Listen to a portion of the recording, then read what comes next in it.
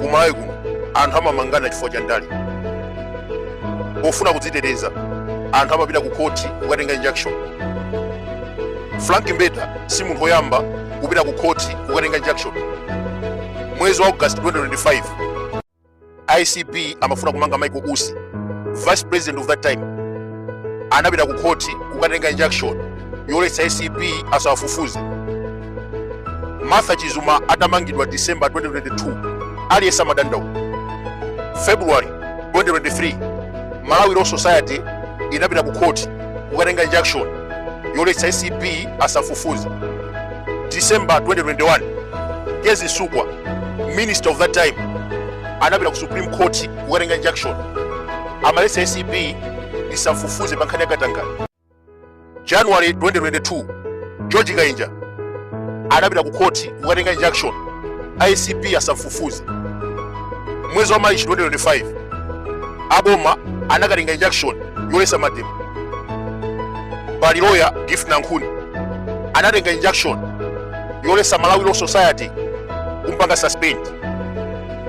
Posachedwa Chimwendo Banda, Judge Kenyatta Nyirenda anamutulusa ku prison ndi kuyika injunction kuti polisi asamangeso. Achakwera anatenga injunction ku court kuletsa polisi asakatenga galu. Now timana kuti of all the injunctions anthu ena asankha injunction ya Frank Mbeta. Nkhani ya Michael Usi August 2025 amazungulira magwamu ndikumauza anthu kuti Malawi Congress ndi akuba. Later on ACP inamba kufufuza amene akuti wabana ndalama zaboma. Zimene anapanga Michael Usi anapita ku court kukatenga injunction amaletsa ACP safufuza. Same applies ndi Frank Mbeta. Anali lawyer wa IPM 2019 amalimba ndi HRDC zipani 9. Atachoka mboma 2020 kubwera Chakwera anamba kulimbana ndi anthu a TPP. Frank Mbeta was one of them. Anampeza mlandu wa corruption, amafuna kumanga ngati Michael Usi. Zimene anachita anapita ku court kukatenga injunction. Ndetu kudabwa anthu ena kubwera kumanya kuti ayi a Frank Mbeta mubwerepoera mupange clear nkhani imene. Timapempha kuti mwauze a Michael Usi abwerepoera apange clear ndi chifukwa chani anakatenga injunction mwezi wa August 2025 kuletsa ICP isawafufuze. Mukatero mupite ku Malawi Law Society February 2023 anakatenga injunction yoletsa ICP isamange Chizuku. Potero mupite wake Zisukwa mukafunse kuti ndi chifukwa chani unapita ku Supreme Court kukatenga injunction. Mkulu wakale wa polisi George Kainja nayenso anapita ku court kukatenga injunction amaletsa ICP isafufuze. Malawi Defense Force 2025 tinaona asilikali army akupita ku Sewu kukateteza azikwachi. Zithunzi zilipo. Now APM anatenga boma anasankha asilikali akuluakulu asilikali ena wanatumiza kwina. Taona court litaika injunction. Now ndimafuna mumvese pali ma injunction ena odziteteza ndi pali ma injunction ena oteteza mbavu. Chifukwa asilikali amenewa ena tinaona akupita ku Sewu kulilongwe kukateteza azikwachi, koma Judge Kenyatta Nyirenda wateteza. Palibe akufunsa nkhani imeneyi. Malo mwake akulimbana ndi Frank Mbeta. Chifukwa nkhani ya Frank Mbeta sikusiyana ndi ya Michael Usi. Frank Mbeta anali lawyer wa APM.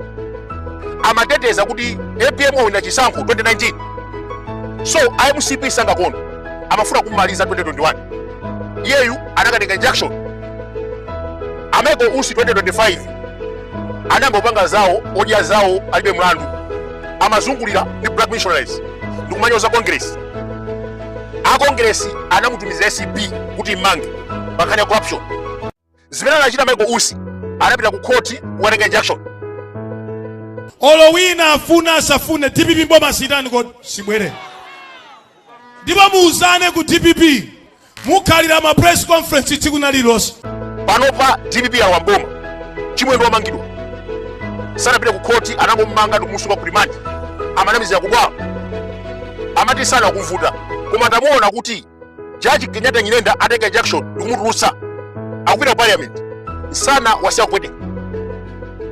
anyamatazi kwanje anapasula injection. Nobody is talking about this.